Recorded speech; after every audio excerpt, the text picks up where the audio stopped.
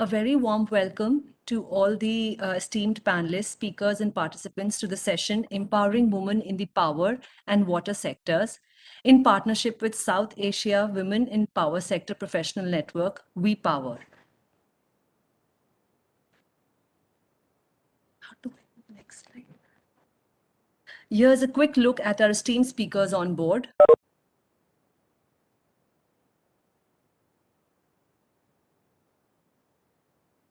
I'll briefly run through the agenda before we start. The welcome address will be by Ms. Reena Suri, Executive Director, India Smart Grid Forum. Opening remarks will be by Dr. Tripta Thakur, Director General, NPTI. Session 1, which is the introduction to WePower and Equal Aqua using networks to promote more women in power and water utilities by Pranav Vaidya and Yukari Shibua from World Bank. Session 2 will be Why the Power Sector Needs More Women, the Business Case. Chair and moderator would be Gunjan Gautam, Energy Specialist, World Bank. Presenter, Claire Novak, Novak and Associates. In continuation to that, we'll have the fireside chat, which is Building Equal and Equitable Utilities, Voices from the Sector.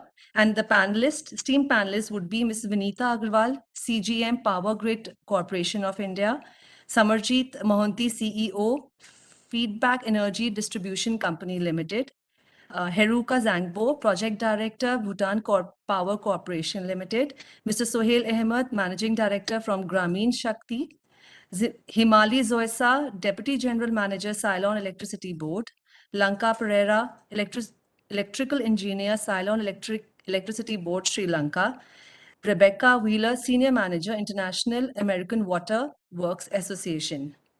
Vote of thanks would be by Ms. Ronkini Shom, Senior Manager, India Smart Grid Forum. With this, I would like to request Ms. Reena Suri for the welcome address.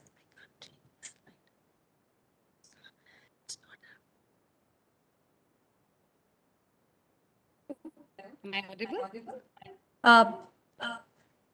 Ms. Reena Suri, Executive Director with India Smart Grid Forum since 2013, brings over 21 years of experience in the energy sector.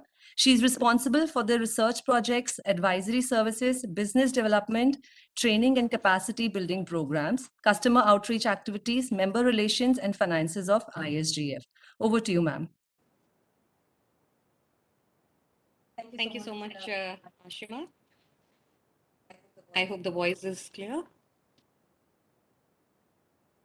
A very good evening and good morning to all. It gives me immense pleasure to extend a warm welcome to all our esteemed speakers and panelists to the workshop on behalf of India Smart Grid Forum and World Bank and WePower team on empowering women in the power and water sectors. Organized as part of the 8th edition of India's Smart Grid Forum's flagship conference and exhibition on smart grids and smart cities in partnership with the South Asia Women in Power Sector Professional Network, WePower, World Bank in partnership with the World Bank and Asian Development Bank. Post the launch of the WePower Forum in December 2021, we have conducted a series of workshops, technical sessions with bringing senior officials from the power sector and key stakeholders together, addressing the challenges and initiatives undertaken to bring gender diversity in the power sector. The energy sector remains one of the least gender diverse sectors, and closing this gender gap will be vital as women and are key drivers to innovative and inclusive solutions. A clean energy transition will require innovative solutions and business models to be adopted, and greater participation from a diverse talent pool will be a pertinent issue. ISGF has been working on supporting various government efforts in this area and energy transition, bringing the digitalization of the utilities, as well as working on with the policymakers and distribution DISCOM officials towards the skill development and gender gap issues in the power sector since its inception. And we are very pleased to be part of the WePower Forum and supporting the efforts towards bridging the gap of gender issues in the power sector. Today's session, we wish to hear from our diverse pool of panels that we have with us. Our distinguished speakers who have joined us from various parts of the world about the transition that they have seen in the sector over the years in terms of women participation in the sector in general, holding different leadership roles, the initiatives that has been undertaken, what has worked in terms of having the right policy in their organizations or by the government and in the power sector, and what they think can encourage higher participation of women and supporting their role and their position in this area. So with that, I would like to extend a very warm welcome to our esteemed panelists once again.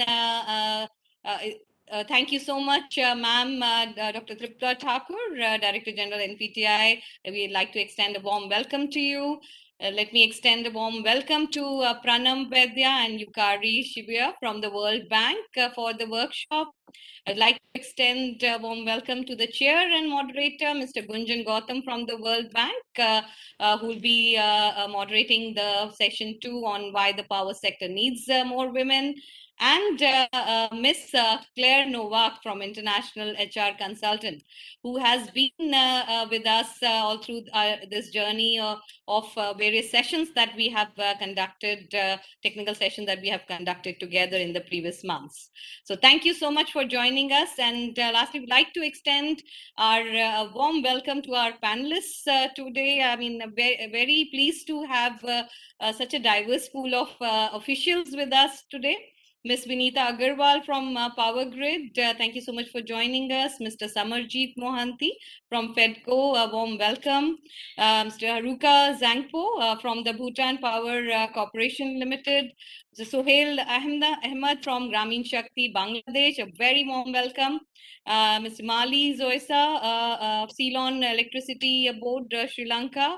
Ms. Rebecca Wheeler from American Waterworks, very pleased to have you here, and Lanka Pereira from the Ceylon Electricity Board, Sri Lanka. A very warm welcome, and we look forward to a very insightful and interesting discussions today to be able to take forward a plan for the power sector and be able to bring a change in the sector. Thank you so much. With that, let me hand over the stage back to my colleague Ashima for inviting our Dr. Thakur. Thank you. Over to you. Thank you, Ms. Reena Suri, for the welcome address. Now I would like to invite Dr. Tripta Thakur for the opening remarks. Dr. Tripta Thakur is the Director General, National Power Training Institute, apex body of the Ministry of Power, Government of India. She was earlier head and professor, Electrical Engineering Department at the National Institute of Technology. She is a graduate in electrical engineering with master's degree in power electronics from IIT Kanpur and has a PhD from IIT Delhi. Over to you, ma'am.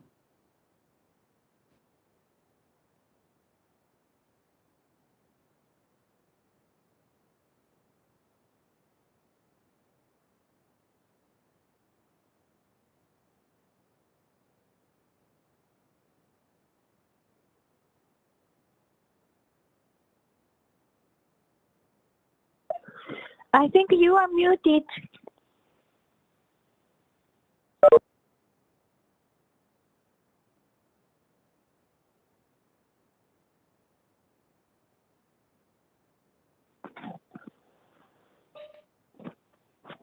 We cannot hear your voice. Yes, Dr. Thakur, your Dr. audio must be muted.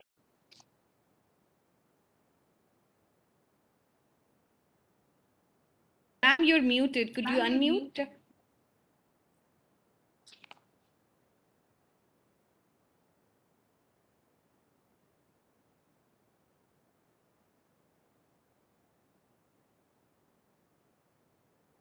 Maybe Ronkini or someone from the system can unmute Dr. Thakur. They should be able to do it, the moderator, the host.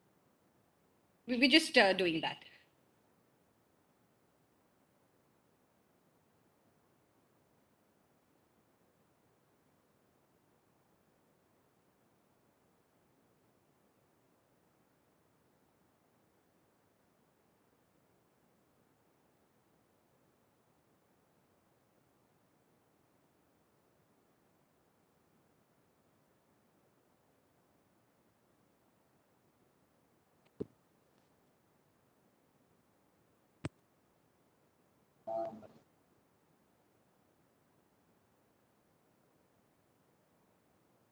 Ma'am, we can't hear you.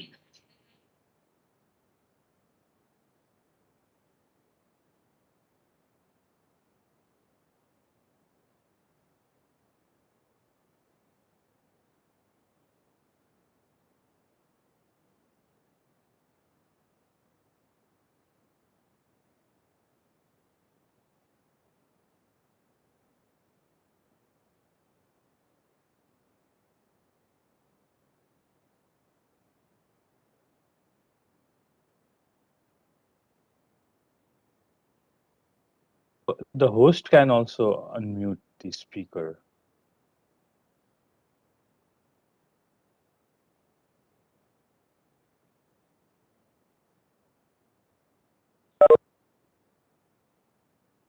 It might be an issue with her microphone. Dr. Tripta Thakur will be joining back soon.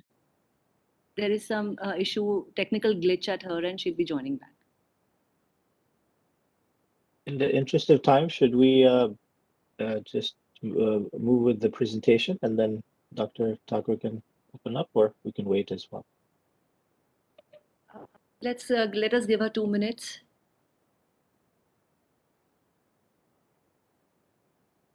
Sure, absolutely. Gunjan, would you like to say something while she's trying to get back? Yeah, sure. I'm very happy to be in this small group of people who are interested in the women's labor force participation in the energy sector. We've worked closely with everyone more or less in the room, and we look forward to having a good, candid discussion. Yeah, I'm particularly interested in getting your perspectives on the business case and the new business areas and how your organizations are planning to have more women recruited and retained. So I look forward to a very interesting discussion. Thanks.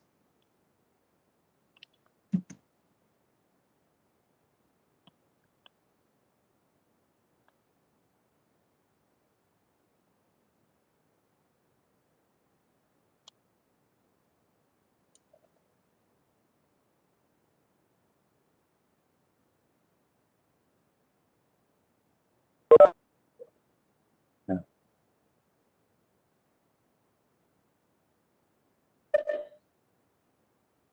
Can you hear me now? Can you hear me? Yes, ma'am, we can hear you. Please go ahead, ma'am. Okay, sorry for all this. Sorry. So, Namaskar, and I'm very happy to be part of this empowering women in the power and water sector. And thank you, ISGF, for giving this opportunity to start as the opening remark for WePower session. I'm very happy, and I would like to welcome all the participants. So, as we all know that women represents half of the population, and progress of any nations cannot be done in full way without involving half of the population, and that is women workforce. And also in electricity sector, we are observing energy transition, and still we are observing many studies are showing us that still there is a gender inequality. Even when we talk about the renewable energy, the women workforce predicted is very less as compared to other parts. So gender inequality is most evident at decision-making level also. Even at the higher ups across the economy, we can see very less people in the very higher up positions. But these things need to be changed, and this will be the only way to remove the gender inequality into the system. So I'm very sure that this kind of gathering, this kind of discussions and workshops will improve the situation in the coming time. We all are aware about the very prompt study done by the IRADE regarding the gender survey, and they have clearly mentioned that the women represent more than the quarter of directors from the participating from across the energy sector. And women barely holds 8% at the senior management level. So I'm very sure that the next study which we are going to do about the gender survey, this number are going to increase. Also, many studies suggested us that women brings a different perspective to the workplace and improves collaboration while when we have more number of women representation and in the leadership role in the organization. So it's very important, especially in the water sector and electricity sector, when we are talking, the role of women are really very, very important in this arena. Also, last year we celebrated International Women Day as a women in leadership achieving an equal future in COVID-19 world. We have already witnessed that 2 years very tough time under the COVID, and we have seen that how the women workforce has equally contributed in each and every way they can in this difficult time. Also, when we talk about the water project, the WASH study also represent that the women representation is very, very small. Even not only from the community level, but in all the level. And the share of women in the WASH program is very less. So there is a time when everybody and the policymaker need to look for this aspect and try to do and make a favorable environment where we have more workforce involving and not only STEM education, but everywhere we need women in the role of policymaker, leadership, regulators, and in manager. And especially when I talk about the water, I know that there is an increasingly water stress world. Many countries and regions faces the risk for political instability or conflict over water. For this reason also, the women, if they are less in the water sector, there is a trouble. But when they have more representation, I'm very sure that they will contribute for the peace and security as well. So women are required as a manager in the water sector also, and so that we can see that better functioning in the water sector in future.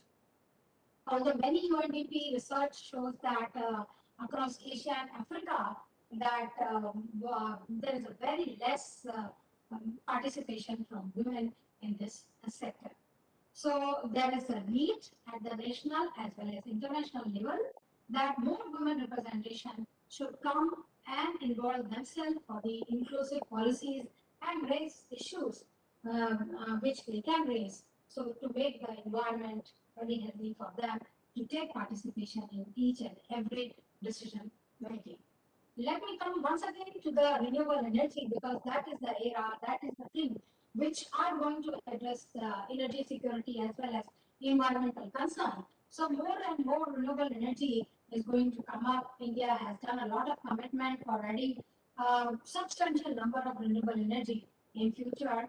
So even if we are having very less number in this energy sector, that will show that we are still having gender biases, but that we need to take care. So we are still facing a lot of difficulty, inadequate training and opportunity, and there is inadequate policies to attract or retain women. And for them, actually, when they are involved, they are very sincere, but they really need flexibility in the workplace. And that actually need to be an ecosystem need to be developed so that we can have more and more experts from this side also in the table. So there is a need, and I'm really very happy to be part of this forum where we are going to discuss that what problems we are facing and how we can have in future all the reports which can say that okay, 50%, and there is everywhere in every corner, nook and corner, there is a representation of the women. So there are certain things which we need to take as a measure, and we need to actually do certain steps so that we can have some effective tools to facilitate women empowerment in energy as well as water sector. So some of them are like skill development and training and capacity building. And I represent NPTI, which is the National Tax Body of Ministry of Power. And our role is to provide the capacity building and training.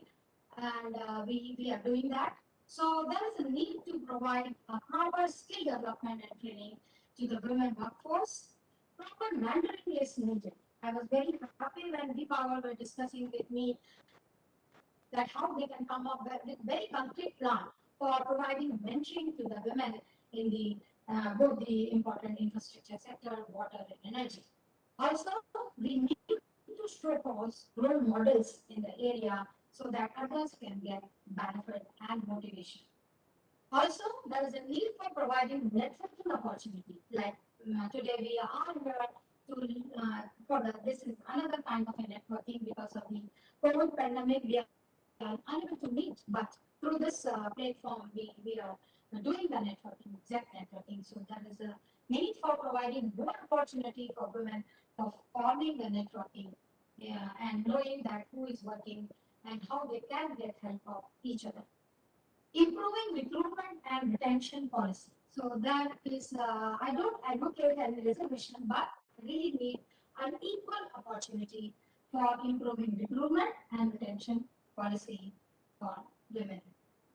Recognizing women accomplishment in the field, that is also very, very important. And I'm very sure that through this platform, we can do that, and we can recognize the women accomplishment in the infrastructure like electricity and water in future also. Ensuring access to finance and capital for entrepreneurs. So although there is a ecosystem which is developing in the form of startups, entrepreneurship, but there is a still a need to ensure financial access to the women workforce in future. So by taking certain this kind of measures and by talking in this kind of platforms, engaging students and communities, including through STEM education, to break down gender biases. And I'm very sure that this kind of platform will give us this opportunity to interact with each other, understand each other's difficulty, and we will finally come up as a leader in future. Thank you so much, and I wish good luck, and I would like to start the session. Thank you very much, ma'am, for the kind words and the opening remarks. Before we start the session, I would request all the esteemed panelists for a quick group photograph, please, requesting all the panelists to switch on their camera.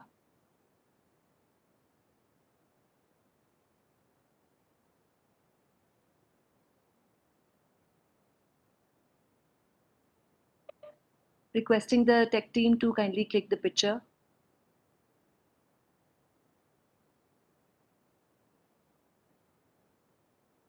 Thank you everyone. Thank you.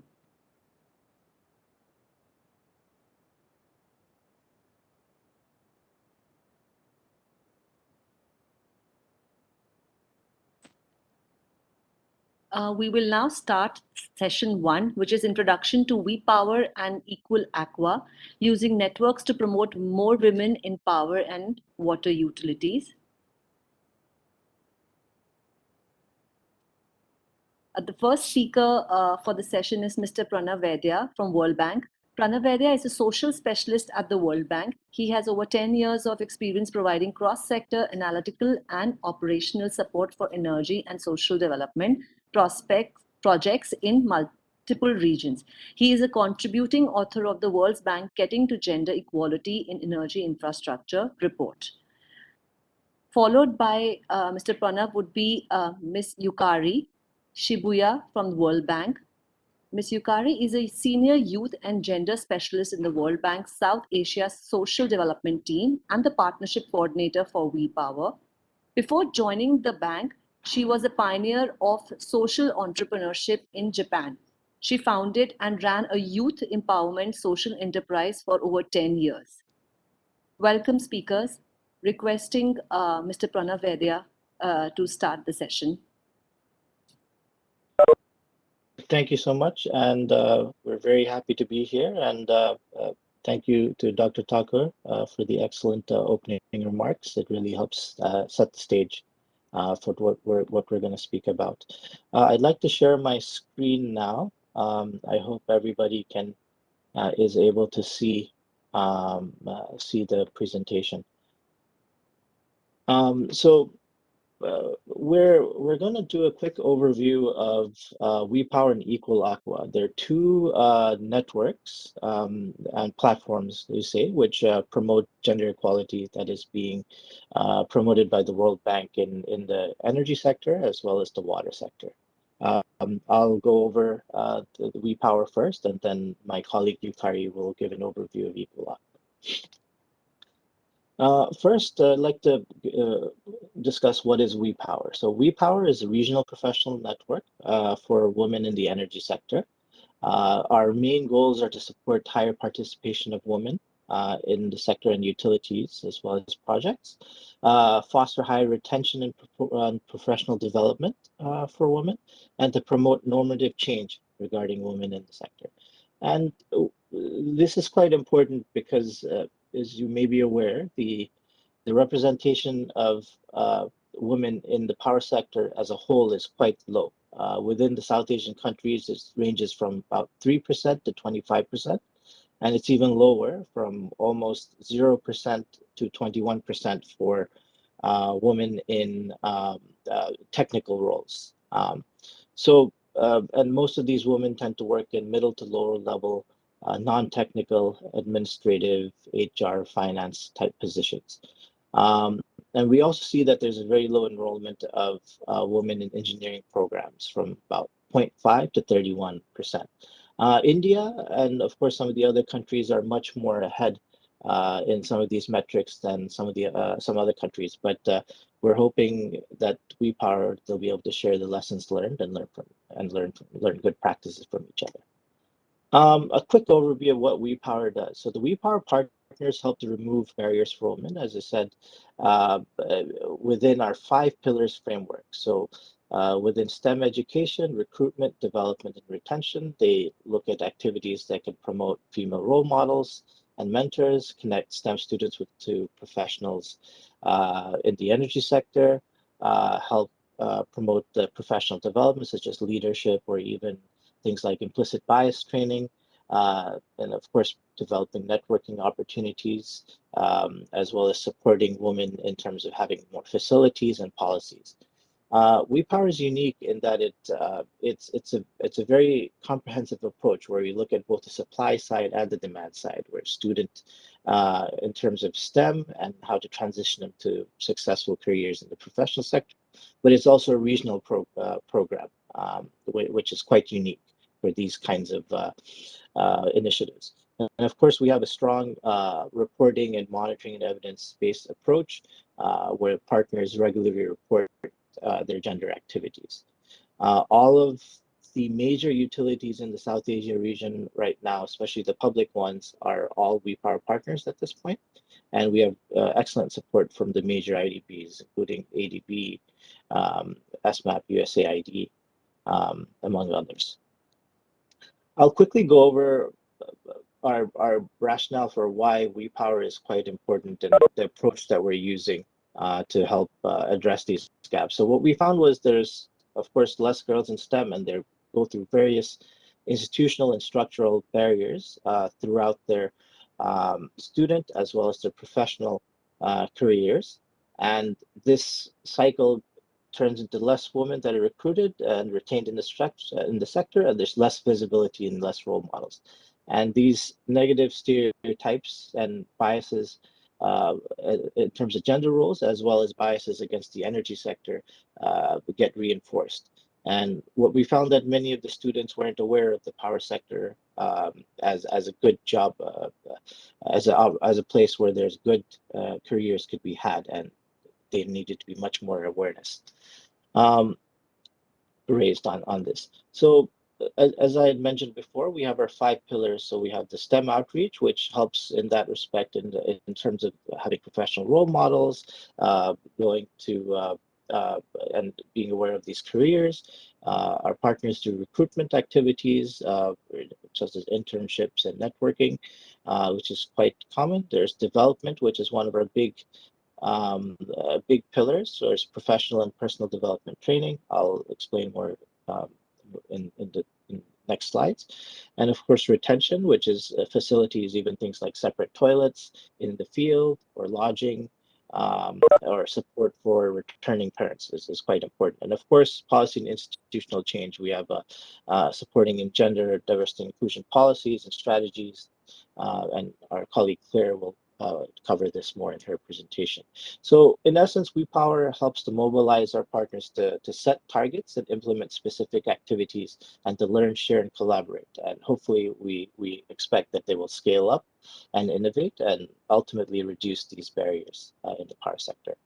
To become a WePower partner, it is quite straightforward and simple. So we've made it so that generally WePower approaches the selected partners and they nominate a focal point, and we ask them to create work together to create a document which lists their activities in terms of their targets and how many women that they intend to support on a quarterly basis. And this document is endorsed by the senior management, whether it's the chairman or the CEO, and that's it. So it's not a legally binding agreement or nothing of that nature. We've tried to keep this quite open and maintain the collaborative spirit.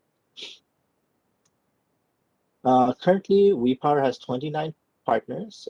So in India, at this moment, we have the IEEE, the Institute of Electrical and Electronics Engineering. They're part of the largest professional network group in the world. We have Tata Power DDL, we have EESL, we have FEDCO, and then of course we have Power Grid.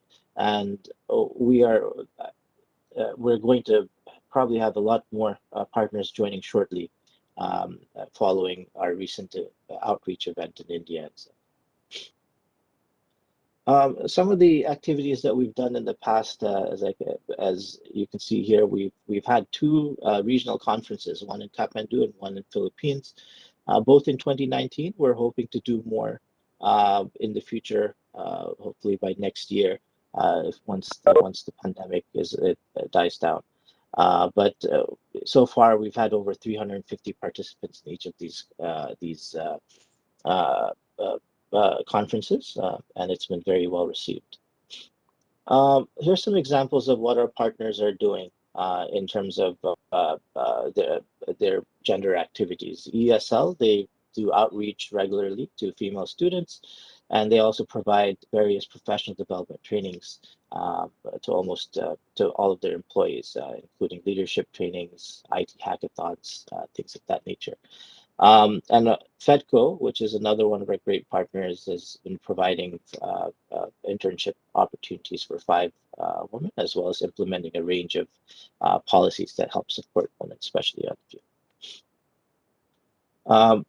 IEEE, of course, is very active in terms of training, and they have an excellent Returning Mothers Conference that they hold yearly, which has been very well received. And of course, Tata Power DDL also has a lot of outreach in terms of professional development and leadership trainings for their employees. Of course, our newest Indian partner, Power Grid, they've hired about 20 female interns in various departments, and have also created a Mahila Samiti group of about 170 women employees to help in terms of their activities, cultural, sports, and educational activities. So I think that hopefully gives you a good idea of the range of work that's being done by our partners. So what has WePower achieved so far?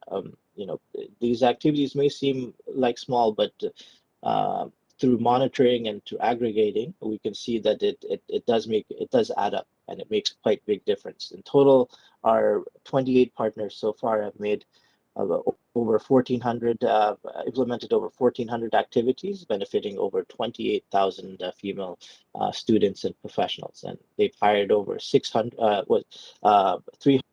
women, and also almost 700 interns. And they've also have about over 200 mentees through mentorship programs that they've established. And of course, our largest activity, the workshops and training, about 11,000 female professionals have been trained at some point. So as you can see here, these activities continue to grow year by year through our partners, and they continue to scale up their activities and improve upon what they're doing. So we're very happy to see that the general conception that the power sector may not be doing as much is false once we start monitoring and actually recording the activities that are ongoing. Now, I'd like to end with kind of what WePower is doing in terms of our engagement in India. So we recently had a launch event back in November, and we had 8 breakout sessions over a few months, where we had about 40 utilities and stakeholders join us, their senior management, HR directors, participate in very fruitful discussions about what the state of their companies and what kind of support they would need. And it has been very well received. Currently, we're in talks with about 20 of the utilities who are in the process of becoming partners. Their invitations have been sent, and many of them are developing their activities. So some of the key takeaways we had from these meetings was that there's more women in distribution collections, which has improved the profitability and the service, especially in rural areas. So a lot of our partners, a lot of the participants expressed this sentiment, and it's not all negative. We'll have to say there has been a positive shift in terms of a steady increase in the number of women employees, especially engineers, over the past maybe 4 or 5 years in these companies. So we are seeing that they are doing more in terms of steadily improving this number. And the experience with the pandemic has shown that women have been flexible and a very productive asset during this time, and the general bias that they may not be reliable, especially in these times, or may have to take care of the families, has been proven false, because it's from what we have heard from the participants. So I'll move on to some of the other activities we've done. We had a STEMCom training for future women leaders that we partnered with a university in the US, as well as a webinar series with IEEE for Women in Renewable Energy that was held in India over the past year.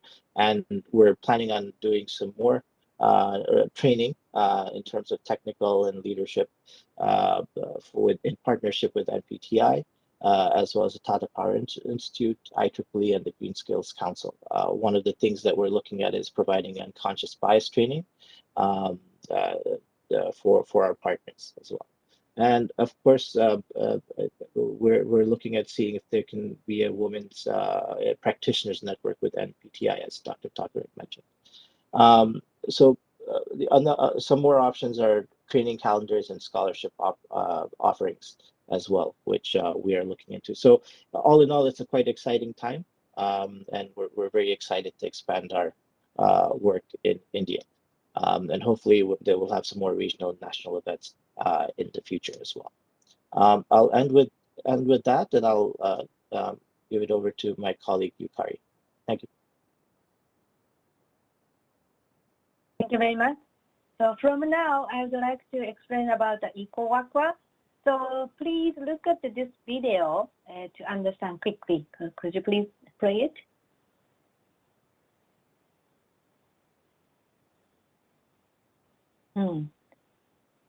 I cannot hear the audio.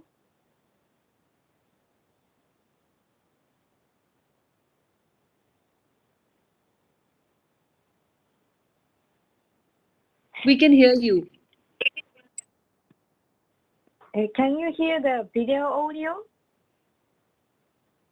No, we can't hear the video audio. Video audio is not working. Let me. Okay. So unfortunately, the video audio cannot hear well. So just go past next slide, please. Okay, sorry It's okay. about that. I will. No problem. Yeah. Slide. I can try to put it on in the microphone. Let me just give one. Okay. Yes. So one more try. The video can understand very easily. So.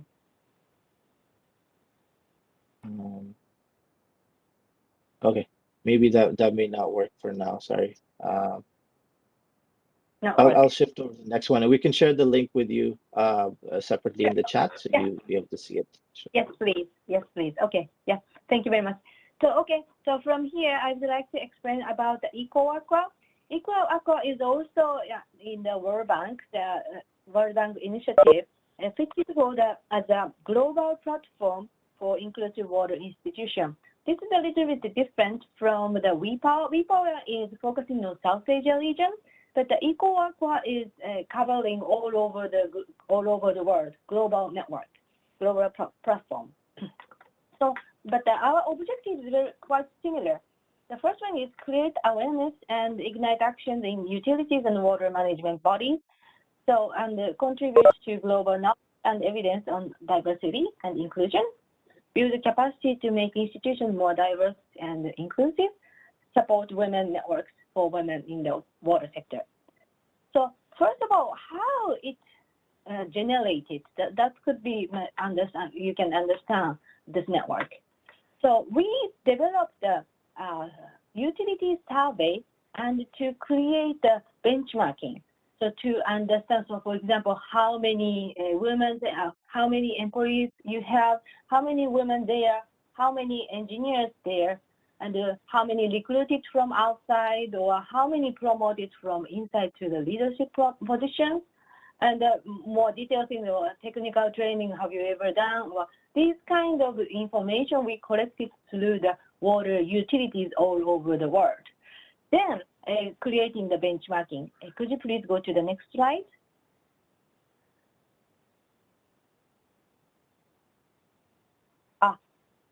Okay. So next one, please. Yes. So this is we are showing the benchmarking database. So everyone can access from this link. Then so far we collected over 100 utilities data, then showing that the average of each region's average, also the where your positioning is. That is basically the EcoWorker's main activity. So through these benchmarking survey, we connected all the many utilities in the world. So back to before the slide, please. Then currently we have 18 global partners. So mainly they are utilities, but also including we are inviting the international organization and the academic institutions such as culture and University of Australia, and also these networks. So especially we are receiving the CEDA and the USAID support, and the WaterAid is also one of the biggest NGO in the world, and they are working together with us. So what we are doing is, so through these 18 global partners, we are meeting each 3 months or 4 months to have a meeting and sharing their gender activities to learn each other. For example, Xylem is one of the private sector. They are providing lots of interesting things, such as we are not focusing on the women, but also focusing on the gender diversity, which means rainbow activities or these things. So then actually we are not so much focusing on to recruitment, but also we are trying to provide our training opportunity to others. So please go to the 2 slides later. Okay, then here is the EcoWorker's identification of the women's 4 key career stage. It is, I think, quite similar to the WePower's 5 strategic pillars. So look at this. So first one is attraction. So what I am seeing both networks, WePower and EcoWorker. I am feeling the water sector is much difficult to attract women than energy sector. That is just my honest feeling. So that how to attract women to the water sector, especially as engineer, is quite challenging. So we are focusing on the attraction part, and also, of course, recruitment, retention, advancement. So these recruitment retention advancements, they are quite similar to the energy sector, I believe. So recruitment, definitely they have to develop the recruitment policy as an inclusive way. And the retention, they need to provide separate toilets also, and provide policies such as women-friendly policies. And the advancement, this is focusing on the training, but the water sector's engineering training for women is very, not so much women, almost no women can attract to this advancement, so that we need to think about more of the leadership training, but we are focusing on plumbers training or these things also. Thank you. Then, okay, move on to the next slide, please. Next slide. Yes, so some highlights in 2021. We launched the network 2020 as a sister network from WePower. So still we have only 18 partners. So partnership is now 2021 70 partners. And we conducted the annual forum, which is run by online, but providing the training and presentations for more than 19 institutions. So on-demand training, I will explain in the next slide, but we launched the on-demand training for all over the water utility in the world. So everyone can take it. So the participants, you can also take this course. And the peer-to-peer exchange. And again, this is 104 HR surveys. Actually, in the South Asia region, we are missing these data. So if participants, you are interested in to join this survey, we are happy to receive, and please text me via chat box. And also database, we are collecting the database to understand the water utilities gender activities work together with University of Technology of Sydney. Next slide, please.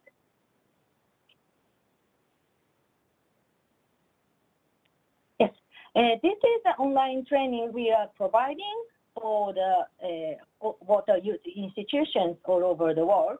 So the online training campus through the World Bank system. I will provide a link so that you can, if you are interested in, you can train. So this is focusing on through the 4 women's career stage, what kind of activity the water institution can provide. Then this activity itself is quite similar to the WePower, I believe. So very quickly, I explained the EcoAqua, but the point is the World Bank is working for not only the energy sector, but also water sector also provide, thinking of these women's networks are quite important, and also they are stimulating each other and exchanging information. So thank you very much, very quick, but hope this helps for you. Thank you so much, Yukari. And as you said, we are happy to share the information with you, and please do check our website as well, and we can provide that the links in the chat, as well as following the event as well. Thank you. Over to you.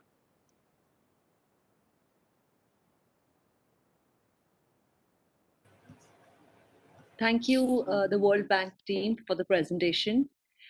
We will now move forward for a session 2, which is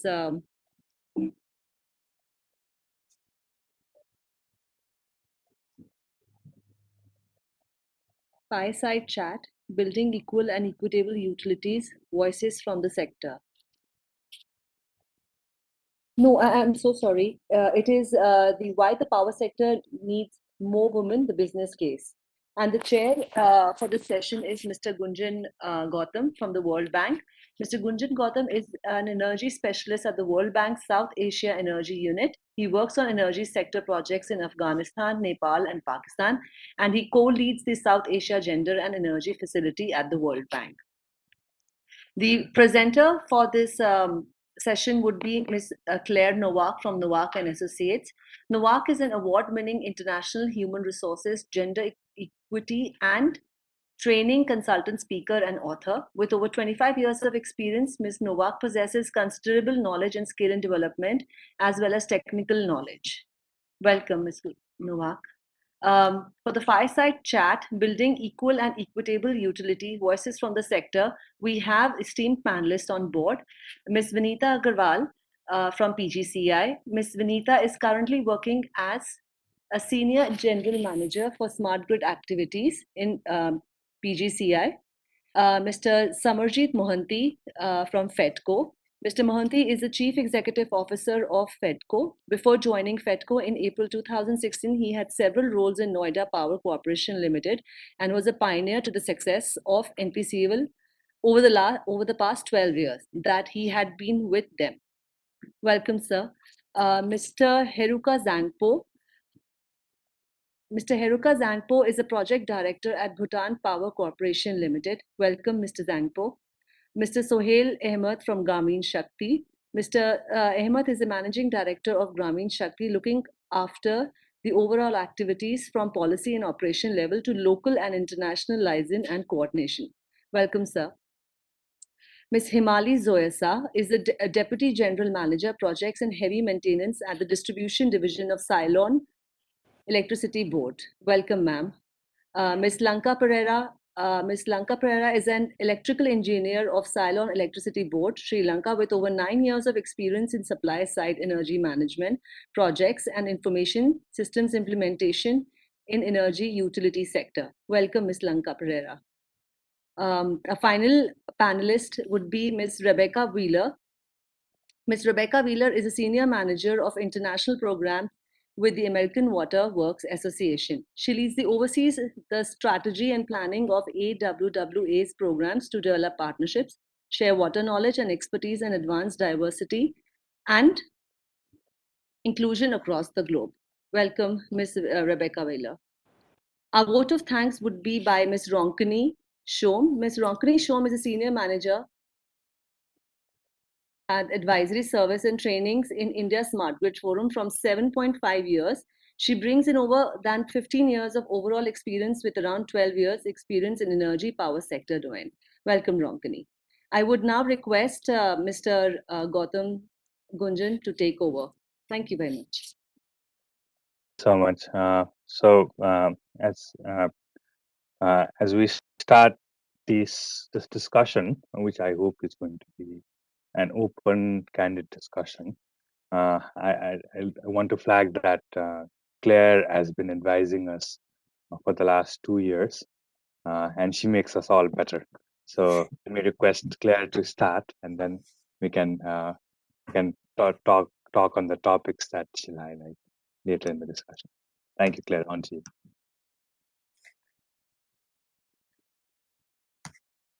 Thank you. One moment, and I will share with the group my screen. We will do a brief tour of 2 important components. And those important components, of course, are why we as businesses want to include women in our workforce, and secondarily, how we include more women in our workforce. So welcome and thank you. And it's delighted to be with you again.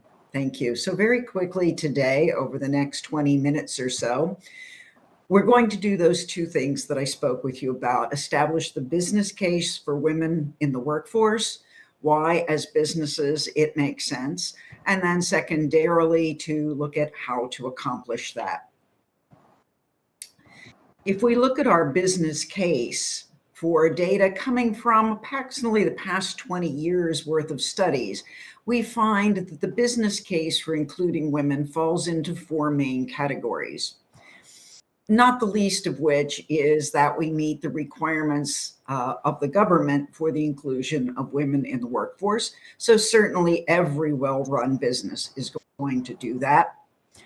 Far beyond that, though, what we look at in terms of the business case is full access to the potential talent pool.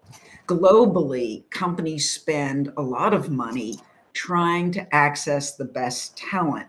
So why wouldn't that talent include women who are educationally qualified to be part of our businesses and can make a contribution? We have seen a number of studies that says there is a bottom line impact. That is, our businesses are more profitable and we meet our business goals better when we have a diverse and inclusive workforce. And then the fourth category of benefits is societal. We find from International Labor Organization data, World Bank data, and data from essentially all large funders is that countries who include women in the paid workforce are better economically as a country. So there is every good reason to include women in our workforces. When we look at that business case and break it down, there has been a number of very large scale studies, Catalyst, Credit Suisse, McKinsey, Reuters. All of them note that there is a positive impact on sales, return on equity, corporate governance, and corporate image.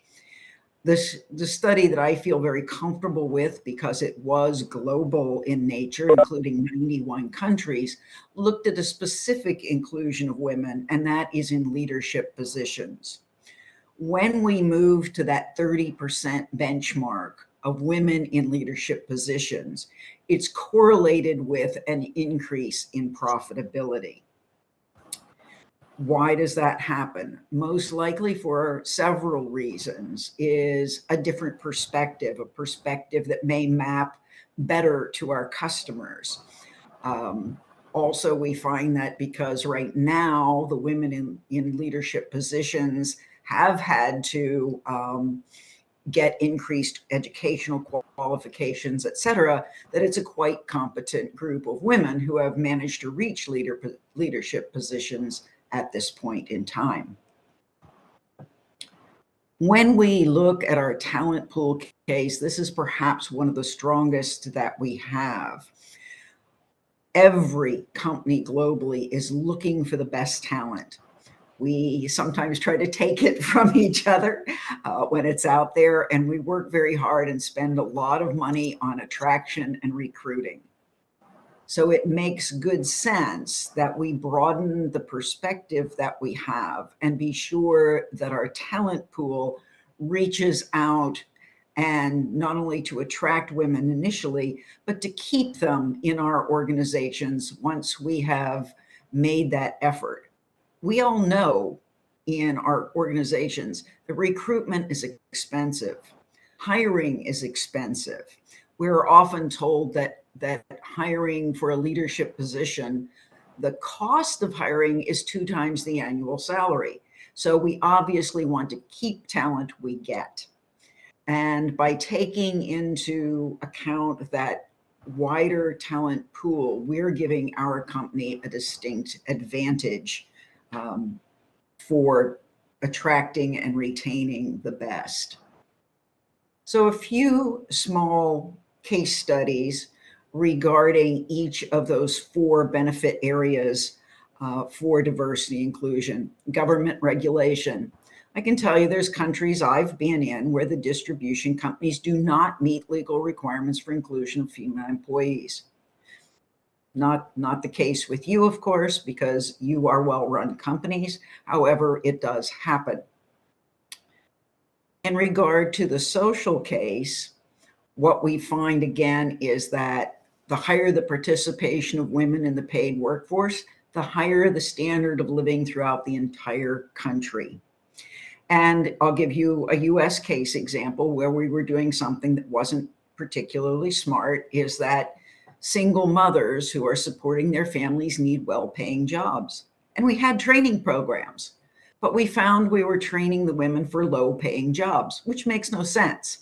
This is true in many other countries as well, where the unconscious bias is that we train single mothers for traditionally women's jobs, which are traditionally low-paying. So I encountered this also when I was recently in Uzbekistan, is the training programs channel single mothers to low-paying jobs. So in the US, we tried a program that benefited the energy sector. In the United States, our line workers are aging. We have a majority of our line workers, our utility line workers, are near retirement age. And that within the next 10 years, we're going to have an acute shortage of line workers. Electrofitters, not sure the terminology there. But when we went to unemployed mothers and we said, would you like training for a low-paying job or a high-paying job? You can guess which one they chose, obviously the high-paying job. Out of 100 women who applied for the pilot program, 80 of them were physically fit enough to do the training program.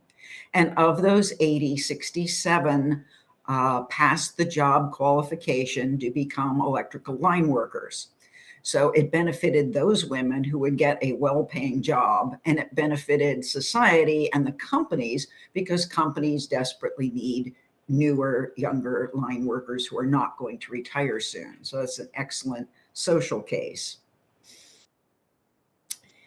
Ways, how do we increase our talent pool? In the Republic of Georgia and many, many other countries, there is a very organized effort to reach younger students so that when they're younger, they begin to choose qualification courses that will attract them to our industry. What we have found in many countries is that other than green energy initiatives, energy itself is perceived as old-fashioned. Who would want to do that? That's old. It's my parents' world. I want something more exciting.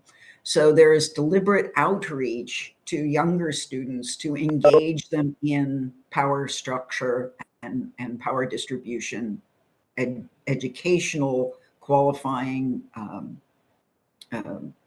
courses.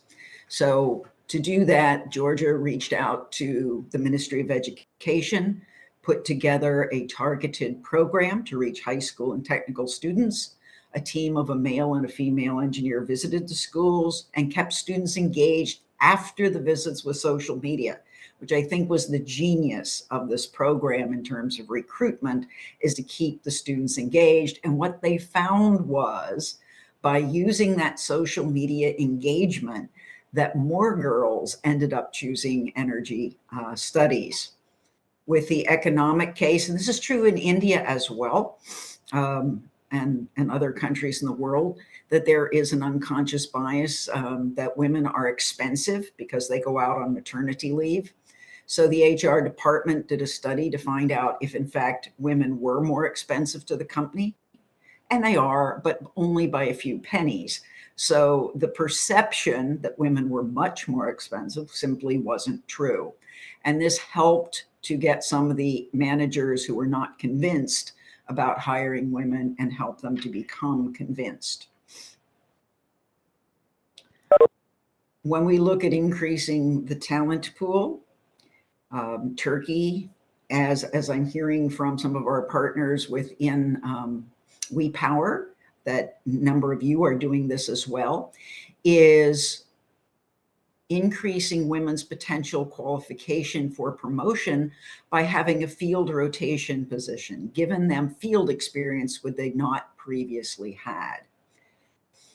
In regards to the economic case, I know that this has been a successful program in India as well, is when you have customers not paying bills, when the women are the collectors, that there can be higher collections from your customers, which obviously higher collections is a positive point for every business.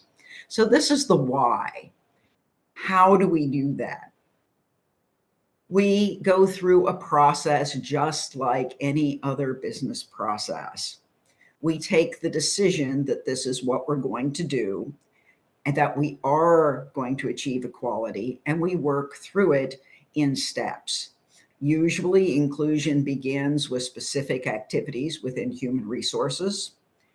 Human resources and the organization build teams of leaders at every other level in the organization to help drive inclusion as becoming simply the way the company works.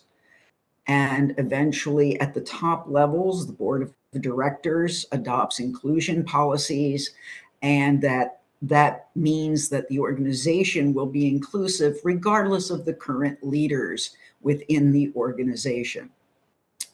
So in a quick overview, we're going to use one of the women's empowerment principles as an example. Many times organizations do choose to become a signatory to the UN Women's Empowerment Principles when they choose to be inclusive. So we'll show an illustration. We will then drive inclusion through our entire performance management system because we know that what people are held accountable for doing, they do it. What gets measured gets done. So like any other business initiative, we set SMART goals for diversity and inclusion. An example may be to increase the number of female employees by 5% in fiscal year 22, with at least 1% of women hired into positions that women have not previously held. And that would be a key phrase, because it's quite easy to hire more women into areas where women are already represented. The challenge is to go beyond that into positions they haven't held. And what does that look like? It looks like this, that there's a cascade of commitment through the entire organization. So if the board of directors and the chief executive make the commitment to adopt UN WEP, then each of those principles is cascaded through the performance management system of the entire organization. In this particular example, we took the health and safety principle from WEP and showed how it is cascaded through every department. Finance is involved. They need to budget for proper health and safety equipment, any initiatives that might be undertaken to be inclusive of women in health and safety. Obviously, the health and safety department has a great deal of responsibility. Human resources backs that up, and facilities may be involved. It may be that there is a gap in the facilities available to men and women in the field, and that needs to be closed. So we see when we do this, that organizations become truly inclusive when the commitment is owned by the entire organization rather than being confined to HR. Because we know in organizations that many departments, if it's something from HR, they go, oh, okay, HR has it, we don't have to be bothered. And yet diversity and true inclusion need to be part of every single business process that we engage in. So that is a quick overview. And of course, my colleagues and I will share the slide. I just want to let you know there's a resource slide here and a link to a report from Aon UK division. That's quite a good case study. So I just want to show you, reference that, and let you know that it's there for you.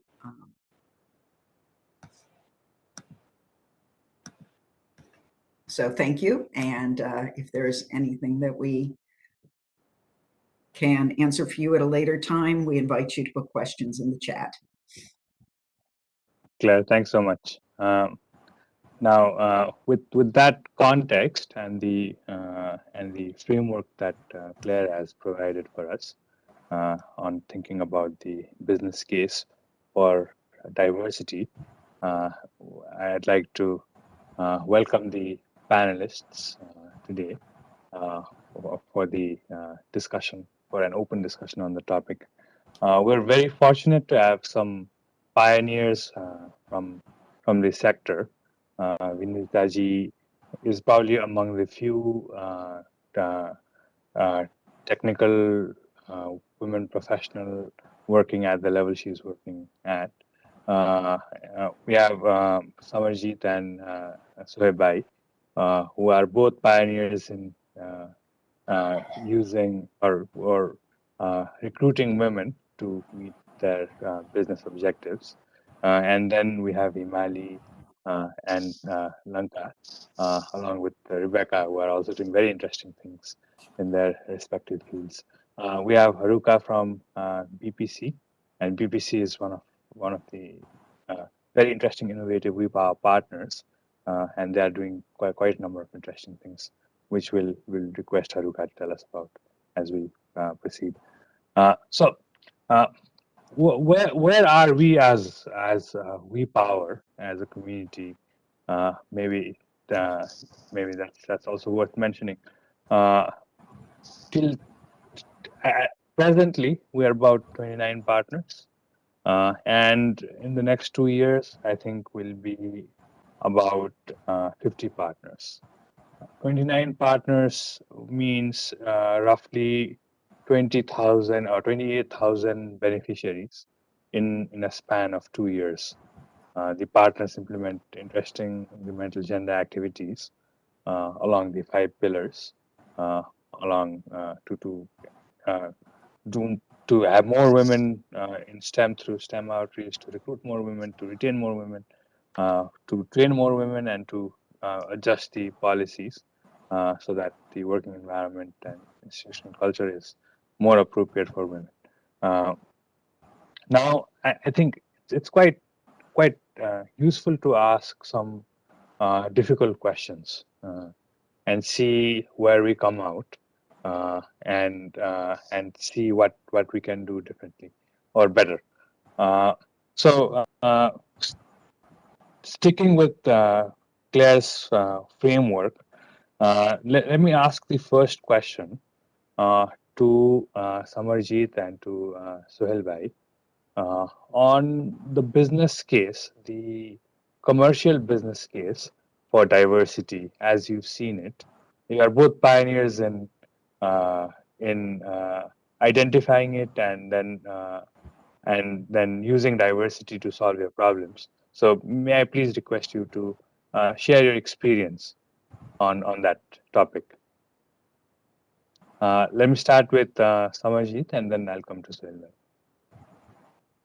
Thanks, Gautam and others. We actually this is from certain need we started experimenting whether we can diversify our workforce. Can we bring in female workforce to the male-dominated power sector? It would be more of a business decision rather than trying to prove any point. So mostly we operate in rural space, and rural areas. The power sector users are mostly female. So that to have that more connect, we thought of experimenting and bringing in more female to the workforce and try to find out what exactly happens when we convert an entire electrical setup into a female setup. So a particular valley, there is a electrical division called valley in northeast region where we experimented this, and surprisingly we found zero nuisance, 176% jump in revenue.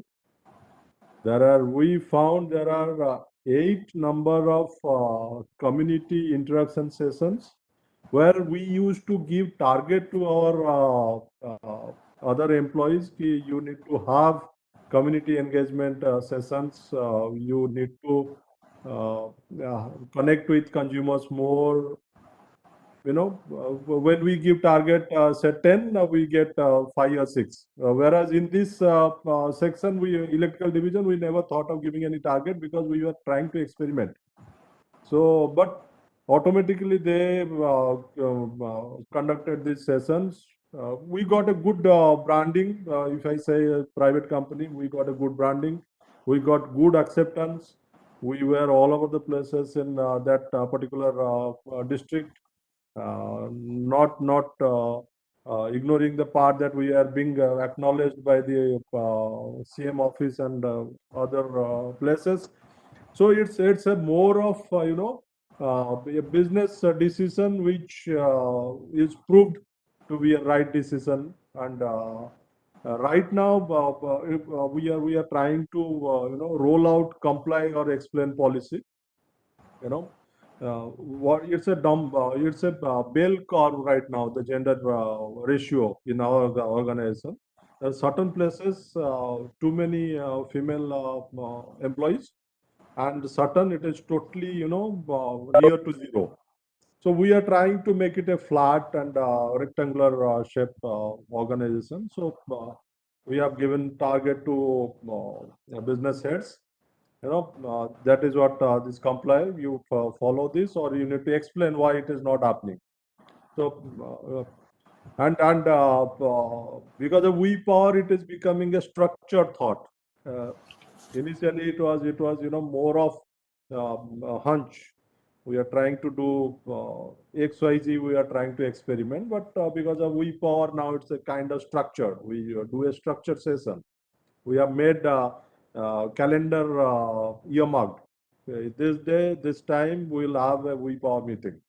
So we are WePower is more famous in our organization than in WePower itself.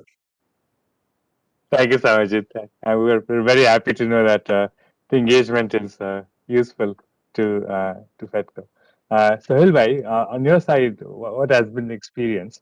How has this benefited the commercial aspect of things? Thank you. Am I audible properly? Okay, good.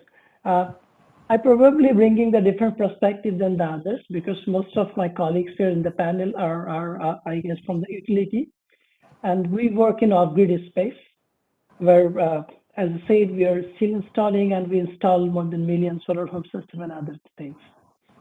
Our commercial viewpoint is a lot of similarities with what Mr. Samer just said, but as an organization, we being a social business company, our objective is always a social objective plus a commercial objective. That's how every business we do in Grameen. So now I'll give 2 examples. One in the space of, since we do multiple and different projects, I'll cite 2 examples. One in the solar home system. Similarly, like India, Bangladesh also having same or similar kind of cultural social aspects, like mostly the man goes out in the daytime and the women stays at home. And any problem in the solar home system, usually they don't encourage that a male technician goes and attend those. So then it is stayed unattended for the whole day or till the man gets back. Maybe it is late and he is very tired. So it's not the day, even you wait few days to get this small, maybe it's even wire disconnection to get this attended. So this is how you started, recruiting the women technicians. And it's very easy for them anytime, anywhere, just to get in outside of the house and attend those. Not stop there, because it's being throughout the Bangladesh and you need a huge force. So what we did, we had 2 kind of arrangements. One, there are small electronics called, there's such a small electronics used in the solar home system. They used to repair as well as they used to sort of assemble this. And there is a group of technicians who go and arrange those meetings. We used to call in Bengali the Uthan Boithak, yard meetings.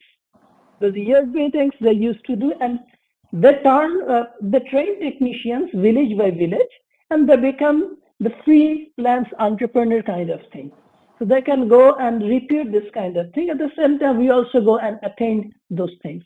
So this is not only commercially viable, in few places we probably wouldn't get access without have the women. It was hugely beneficial for us to include them. So that's one example I want to share with the group. Now the second example is a bit different kind of thing. The project of the things we usually do has a huge scope of the replication. As I just told them, we cannot do throughout the country. So under one of the agenda, we have taken this WePower banner is to train village women as ICS and Paragas. It's not exactly the electricity or solar electricity, but this is a renewable energy too. I have shared this in the WePower meetings that we have already, there are COVID and the interruption, but still we have, trained some 300, 350 women. Out of this, 10, 50, 20% are actively working. Look at the scope of replication. Today, we just one organization working in the program, but in biogas and in ICS, both the programs, there are about 35 to 40 organizations, and each call is the administrator of those programs. Now we are talking to each call, and Gunjan, that we are in the process of forming the local chapter. Once that happens, and then this training, if it is, taken by the group, all the peers, and it can also fund for those trainings. It's just connecting them. So what kind of replication it could happen throughout the villages, and you get so many women involved in those biogas and ISIS technologies, and it's not only involving them in those renewable energy products, but also it's a revenue earning for them. We change their livelihood, we change their status in the family too. So there are many more examples. This is how we try to see things in Grameen. I will share another idea maybe if I get a time, but I think that's where I'll stop right now and maybe share more in time. Thank you. Thank you, Samarjit and Sohail Bhai. This is very insightful. So, my key takeaways are: if you want to know your customers, and if you want to scale up, you will diversify your workforce, especially in the rural distribution and energy access business. Now, to a slightly different point, and I want to ask this question to Vinita ji and to Himali, who both work on big traditional power sector utilities. What are the growth areas, Vinita ji, from the power grid perspective, especially on the smart grid side? And what do you see in terms of the human resource needs? What plans are put in place in power grid to identify those needs ahead of time? What linkages there are with the technical universities? And are you getting access to the talent pool that you want? Is that talent pool diverse? Can there be something done to increase diversity in that talent pool? Sorry for a long sequence of questions. Yeah. So to start with, am I audible? Hello. You are, yes. Yes. So with the proliferation of the technology, if you could see the smart grid thing, it is a combination of IT and OT. So there's a lot of opportunity using your domain expert in an IT area and then do the useful work for the smart grid area. So in power grid, we started a division wherein we bring in both those who have the knowledge of OT and those who have the knowledge of OT. So we have a mix of both the genders. And if you look at the business prospects in this area, Government of India has already come up with a very big, massive scheme of RDSS, wherein there's a smart metering business across the country, and 25 crores of meters have been installed. So Power Grid is also actively participating in this business. And if you look at the kind of opportunities, I have been given the opportunity or the responsibility to take forward this activity in the organization, and it is very open in our organization. Whosoever is interested can show his interest, and depending on the profile, they have been recruited they have been taken in the department. So that's the kind of opportunities we have in Power Grid for both the genders and in the different domain areas. Thank you, Vinita ji. Maybe if you could shed some light into university partnerships, if there are any, with Power Grid at the moment. Yes, we have university partnership in terms of developing the technology and moving ahead and gaining the knowledge in this area. Like we are doing the research work in the smart grid area with IIT Mumbai.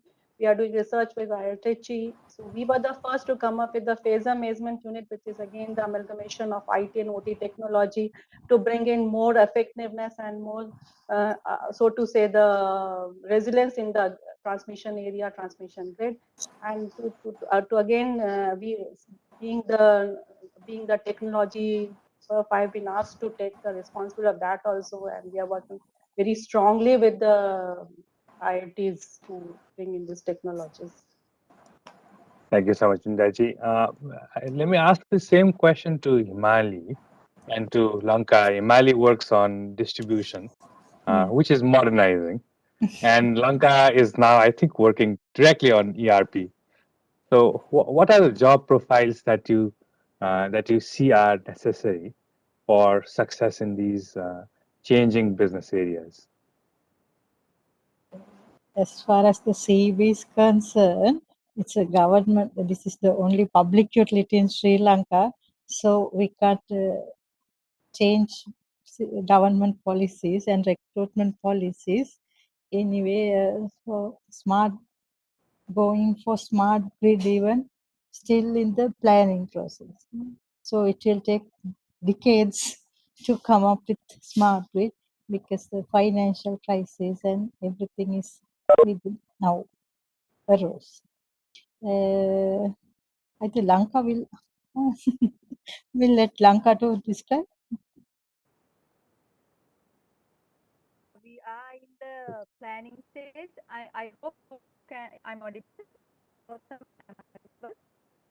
You are, but the audio is a bit muffled. You hear me now properly? Yeah, Better okay. now. So, as Miss Madam Himali explained, we are at the planning stage, but so far CEB has deployed a digitalization roadmap for CEB. So that includes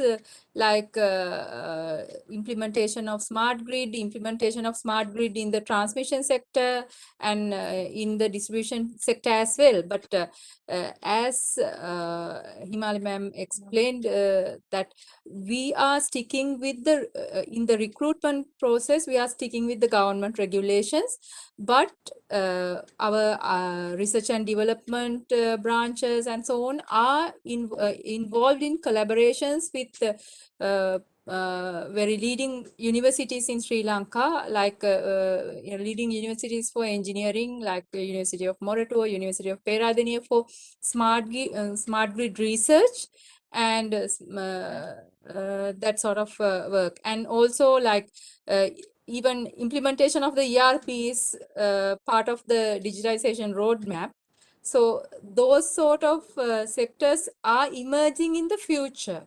So it is progressing, and there are limitations and roadblocks, but I think the future would be more brighter. That is actually my take on this. Okay. Let me summarize my takeaways, and then I'll ask the question to Rebecca. My takeaways are that the utility business, especially with more IT integration, is changing as you see it, which means that there will be a number of interesting opportunities for both men and women. The recruitment will happen in public utilities as yours, according to the set government and organizational policies. There are linkages with universities on R&D issues, but I can sense that the linkages on workforce development issues with the universities are not as strong. The internal organizational effort to train people is in place, at least in Power Grid. That's my understanding from what Vinita ji, Himali, and Lankar are saying. Yes, rightly said. Okay, perfect. So Rebecca, then let me ask you a question. So it looks like we have some kind of a problem in transitioning people from university to industry. and then transitioning people from or one role in the organization to another maybe advanced role, or to another maybe advanced senior management role. There aren't a lot of Vinita Ji, Himali, or Lanka in the energy sector. It's quite evident. From the water side, what has the experience been in managing these transitions? And do you see any benefit? Do you see like an immediate benefit, like the water sector where these transitions are managed are able to retain women for a longer period? Do you see that? You for having me. Thank you for the WePower and the World Bank, especially the Eco Aqua, including AWW, American Waterworks Association today. Yes, in the at the very beginning, Dr. Taku mentioned between the two sector, the energy sector and the water sector, we have a lot of common challenges. Especially today's topic, we talk about the women workforce. In the two sectors, we have a very low number, right? The percentage female engineers in the sector, not necessarily engineers, but also like even female workers, employees in the sectors. So for the water sector, Dr. Taku and also Claire mentioned a lot of statistic talking about the women engineers in this workforce. So here I would like to bring up the answer your questions. The transitioning, how are we going to helping this transitioning to encourage, advocate more female workers in these sectors?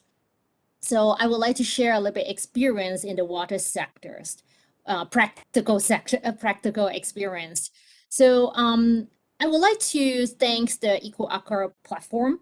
And then through the platform, the global platform, we're able to share a lot of best practices in the water sector with the other partners from private sector, nonprofit, university, like the WePower platform here. So one thing I would like to say, early on, we talk about how their organizational structure, like Claire showed us their organizational level, how are we going to set it up?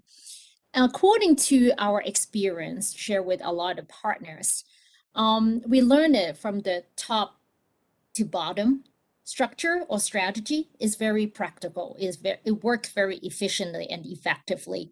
It doesn't mean, okay, from the bottom to up is not effective, but what is the best practice? That is what we are going to share with everybody. From the management, so you set up the strategy, you set up the structure, how you implement it. Just like Mr. Ahmed mentioned his real case study from his organization. So you set up goals for your teams. So it may not be necessary to be very big, but if we can set achievable goals for a group, bring it up to a team, bring it up to a committee, and then bring it up to the organization. So you set the goals, achievable goals, and you will check in on and off, like where is your achievables, where are the deliverables. Just like Ms. Lanka mentioned, sometimes we have hurdles. Yes, we all the same. We will face barriers, hurdles. But how are we going to bring everything, to modify it, to adjust it, bring everyone back on track? So that is one way their organizational strategies that is very important. Second area is we have been talking a lot about attraction, retention, recruitment, and advancement. In a lot of cases, we come across, share with our partners, the role model, mentoring programs, training. These are the key to a lot of the organizations. The role model mentoring program is not just designed for females, but also we invite male champions. Like today, we have a lot of male champions on the panel with us. So we need their support to set the role model. Hey, these are male champion in the organization, how they advocate, how they support, they being the higher manager, they play a very important role in this area. So I would encourage that's another area we can put it in place, put it in practice to have the programs. And like Ms. Yukari mentioned, the training program is very important as well, because not just technical knowledge training, but also the other management skill, like this kind communication skill. Those are very helpful for us to encourage more female workers and help them to see the benefits. So last but not the least, I would say, how do we see the benefits? Just like Ms. Clara mentioned earlier, not just financially, but also in the management. For example, customer service. When we have a more female workers in the customer satisfaction rate, we see that is an improvement there too.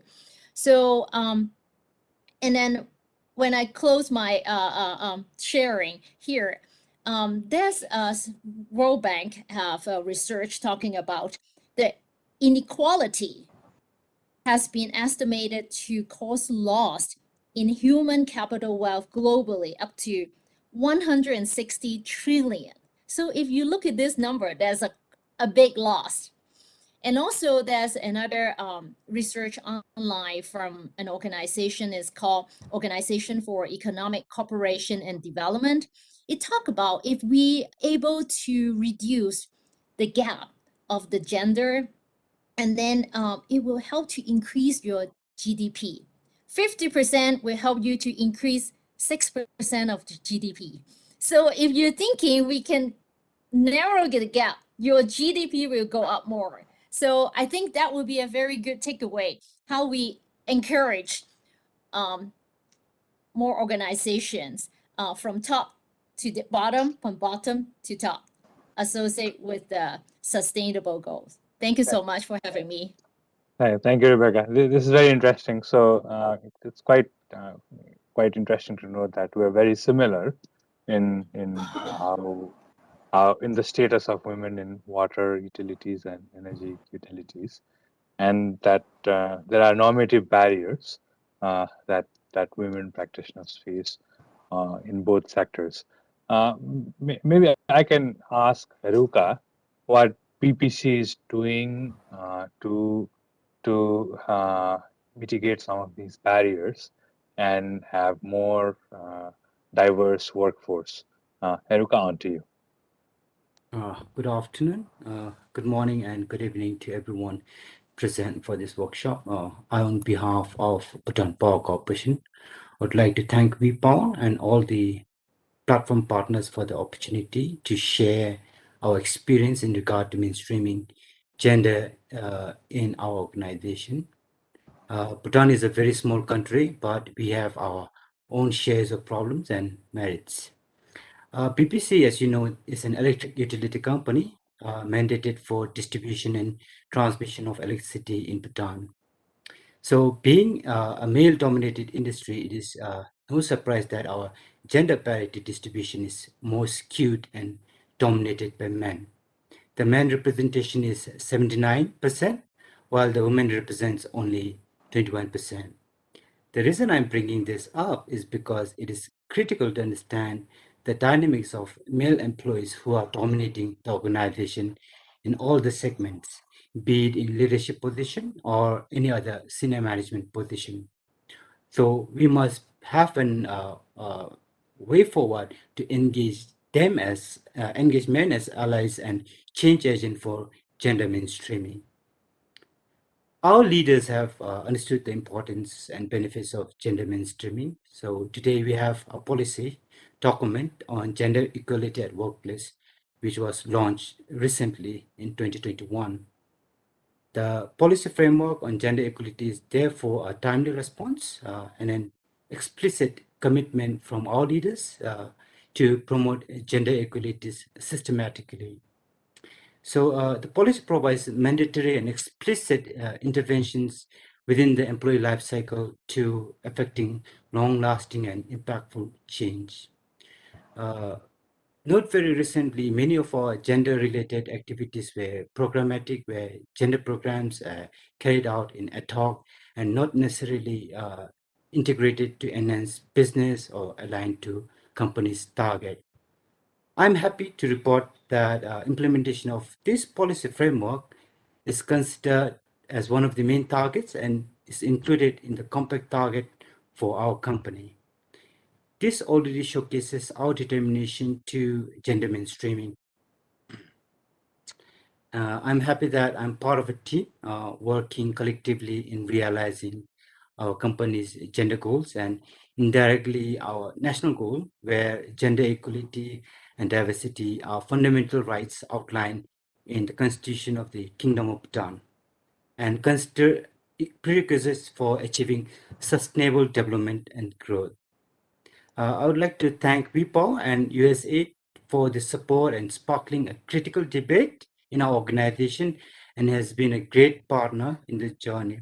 On the specifics of other activities that we carry out, our offices are all over Bhutan, so we are working with field offices to build gender-friendly facilities, which include providing separate toilets for both male and female, breastfeeding facilities, implementation of flexi timing.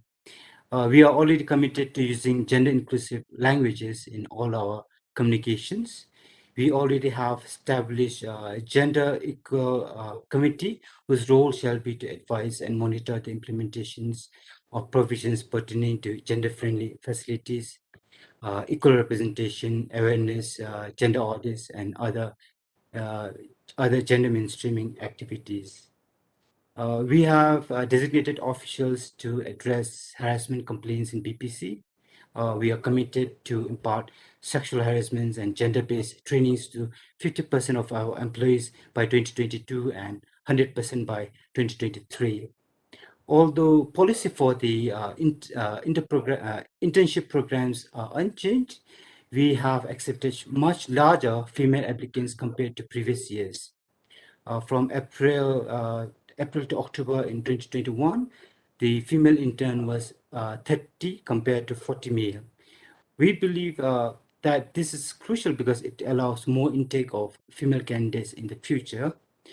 Similarly, the new female intake as a regular employee has increased from 10 in 2020 to 19 in 2021. So these are some of the activities that we are carrying out and shall carry out in the future. So as an employee of BPC, I'm proud to say that we are committed to advance gender equality in workplace by taking intentional and sustained effort within the organization in which men and women in all their diversity enjoys the same opportunities, rights, and obligations. Thank you. Thank you, Erika. This is very interesting. So the good thing about the utilities in Bhutan, they are very nimble and they act fast. So you can easily see that there is a policy and the institutional environment, the organizational culture is changing.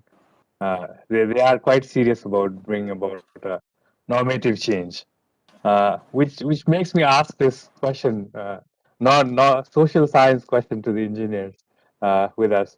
The question is for Vinitaji, to Himali, and to Lanka.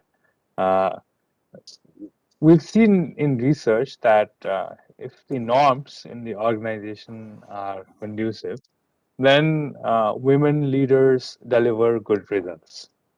Now, in case of CEB and Power Grid, Vinitaji, you yourself, you are a women leader, and CEB has seen many women leaders in its ranks.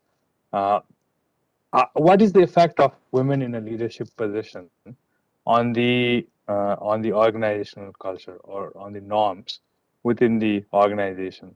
I'd like to ask the same question to Samarjit, who is now having more women in the workforce and maybe starting to see how that impacts the org culture.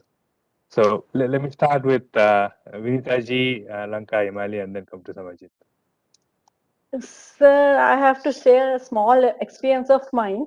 I have been posted at a remote place called Kishanpur. It is on a Jammu Srinagar highway, it's 60 kilometers from Kishanpur. And there I was given a task of construction of a transmission line along with the contract.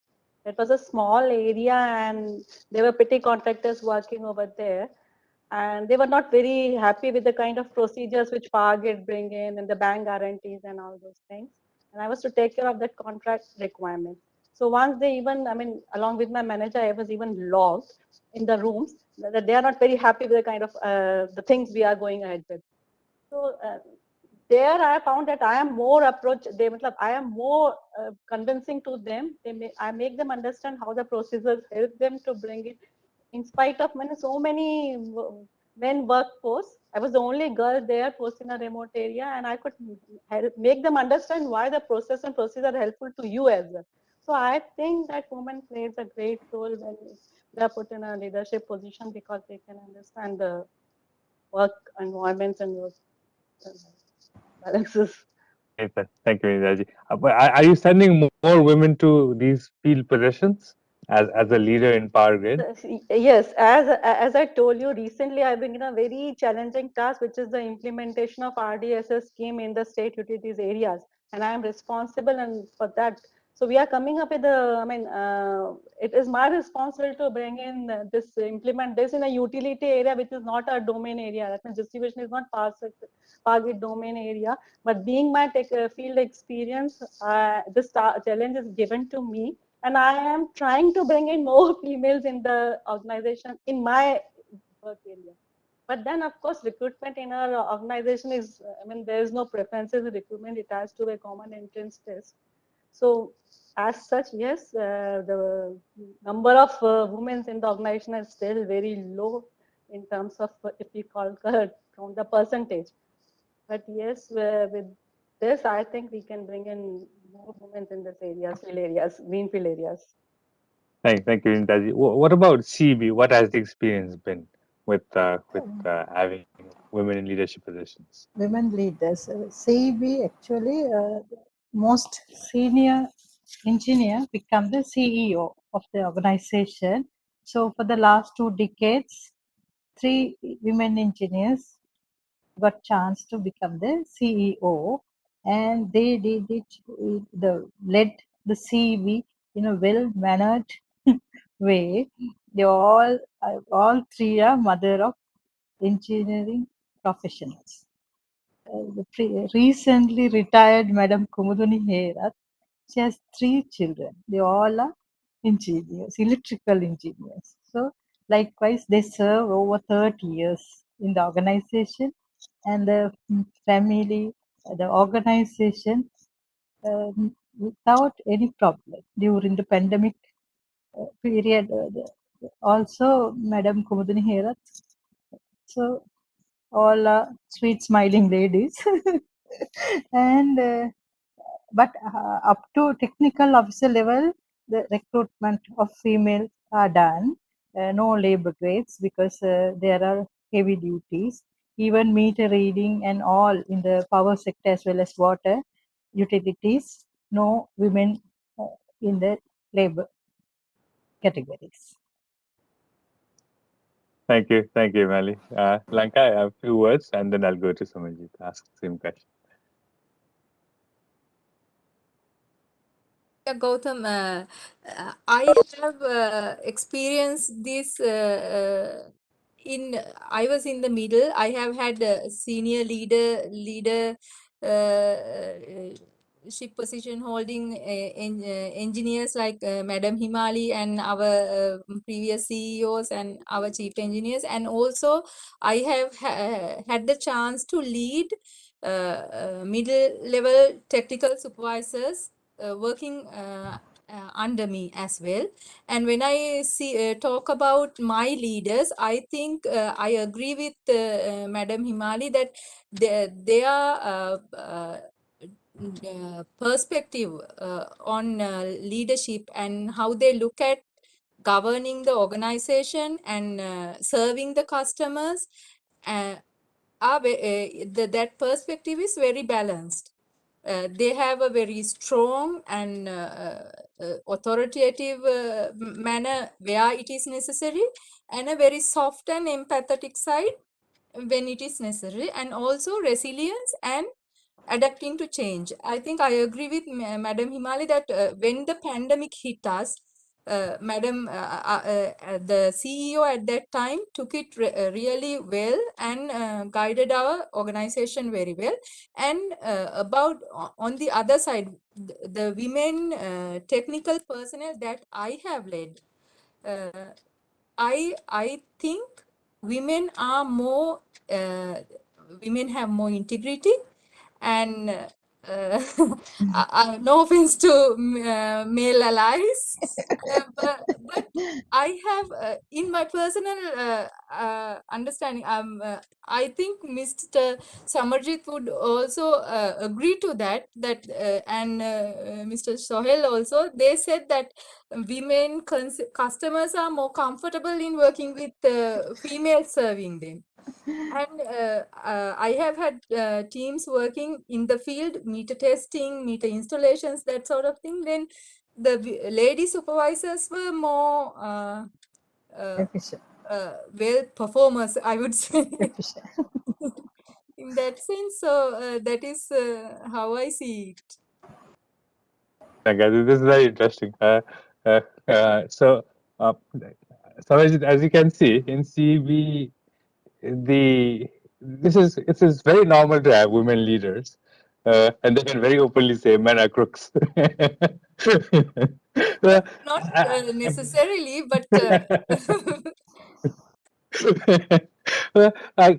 Petco is also adding a lot of women, and I'm sure you must be seeing a lot of women being promoted to middle management, senior management positions.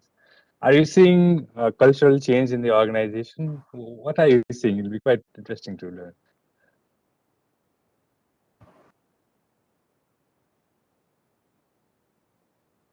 You're muted. yeah, is it for me? No, it's not. It's not. Samajit, you're muted. We can't hear you. Yeah, sorry. I said before answering to the query of Gautam, I'll go to Lanka. I'll see. I do agree to certain extent that they are not so corrupt. My take is their moral and their concept and their working ethics is still not been corrupted by the current scenario. So I find them personally more reliable. You ask them to do something, you be rest assured it will be done. If not done, they will come back to you saying that it is not done because of so reason. But I can't have that confidence when I look at the other side of the table. And I have n number of case studies dealing with both the genders. So every gender has their own take and own challenge. But we have experimented at WSHG level. Sohel, I can relate more. So we employed women SHGs in a particular red infected zone where we couldn't rely which men we need to trust, whether he is a part of that insurgent group or is a normal human being. And so we employed female folk. We got a very good result. We have done the same thing in northeast region, and we got very good result. So they are more accountable, more honest, and more reliable. We find. I'm not saying that you don't trust. We have good team. Male also whom we rely and trust, and they are accountable. But in general, I find them female folk, more communicable. You can, trust, and still they are not into present world of corrupt culture, working culture. So yeah. And coming back to Gautam, yes. See, It's a kind of, culturally brings in lot of transformation when you bring in female into an organization. So male dominated organization or purely a male setup is totally a different setup. It's a kind of war zone. You know, there is no decency, there is no culture as such. There is, and the main number of things I can count. It's more into brawn rather than brain. And when female folk comes in, it becomes more distant. More productive people, ready to listen. That is the main thing. People ready to listen. You know. So and definitely your attrition rate goes down, and so yeah, Thank you so much, Samer. So, do you want to add anything before we start closing the conversation today? I think we heard enough about the women leadership. Of course, I agree most of the comments on that. The Samarjit is saying, if I say it a little diplomatically, the men are more innovative in bypassing things than women are today. So we get more accountability and loyalty from the men. Am I allowed to add one more perspective, not exactly responding to the question? Like, that's probably also is a kind of question to my utility colleagues. Like, personally, from the context we are coming, the solar home system gradually got saturated and we're moving out to the space of, as long as we talked about solar, it is either solar plants or solar rooftops. We have women engineers, they're working well in the design or the engineering phase. Now from CapEx model, the whole world, I think, are moving out, including us, in the OpEx model. Rather than selling the systems, we are now started selling the tariff. So now that requires a large amount of O&M. And that requires a larger amount of the forces. We not being a utility still, we have to have a force which manages those operations. And this gives us a scope to bring in women workforce on the field. So that wonders me that the people who are managing the large solar plants, whether there are also women technicians working or not. Frankly, I yet to know about it, but as I am sharing this, I definitely try to know, because I just made a presentation to my board this morning, and we have a plan to try with anywhere between 3 to 5 megawatt rooftops power cell this year. And that will give us an interesting perspective of attaching not at the design phase, because we already have the engineer, on the field, or on the at least mid-level supervisory level, that how we can incorporate them. And this learning could also be shared with other colleagues, because this is the phenomenon we should be going from not only Bangladesh and other countries. Like one of the key players today is the Indian company, Fourth Energy. They have they're operating in 7 countries, including Sri Lanka, Bangladesh, of course, in India and all that.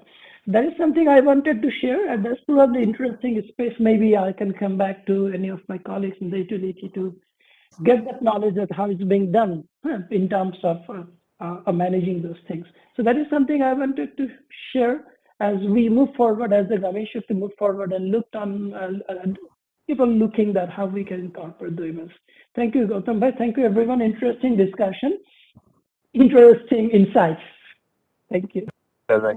So on this, we'll also follow up with you, and maybe we can provide some coordination support. With that very interesting open discussion, let me request Ronkini to close the session for today. We're slightly over time, and I really appreciate you taking the time to talk with us and share your insights. Thank you so much. Ronkini, on to you.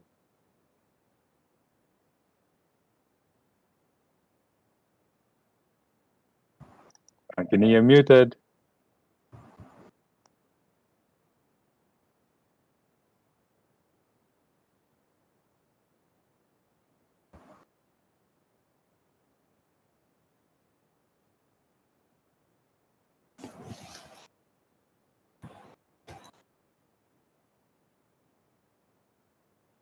You're still muted. Yeah, we have just started now.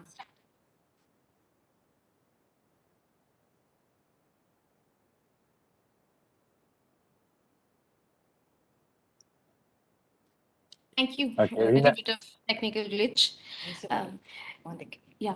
Thank you very much, Gunjan, for a very wonderful moderation of the fireside chat, building equal and equitable utilities, voices from the sector.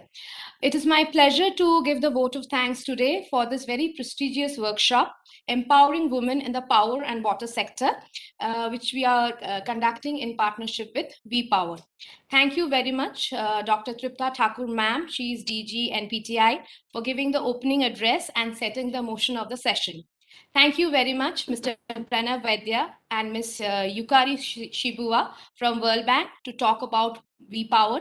It is very enlightening to know about WePower and the value proposition it brings on to different forums and to different organizations. Thank you very much, Ms. Claire Novak, International HR Consultant, for presenting an intriguing business case that why the power sector needs more women. And once again, a big thank you to Mr. Gunjan Gautam from World Bank for wonderfully chairing and moderating the session. A heartfelt thank to all our eminent panelists for gracing today's fireside chat. Let me tell you, our panelists have come from different parts of the world, primarily from India and Southeast Asia. A big thank you to Ms. Vinita Agarwal, Chief General Manager, Power Grid Corporation of India, Mr. Samarjit Mohanty, CEO, Feedback Energy Distribution Company Limited, Mr. Heruka Zangpo, Project Director, Bhutan Power Corporation Limited, Mr. Sohail Ahmed, Managing Director, Ramin Shakti, Bangladesh, Ms. Himali Zoetsa, Deputy General Manager, and Ms. Lanka Pereira, Electrical Engineer from Ceylon Electricity Board, Sri Lanka, and Ms. Rebecca Wheeler, she's from American Water Works Association. Thank you very much for a very insightful, intensive, and productive workshop. I would also like to extend my thanks to Ms. Reena Suri, Executive Director, ISGF, for extending a very warm welcome to all our panelists, chairs, and moderators at the very start of the session, and Ms. Ashima Chane, Manager HR, for smooth conduct of the workshop. We look forward to work with World Bank and the WePower team for future collaborations. Thank you, and by this I end today's session. Thank you very much.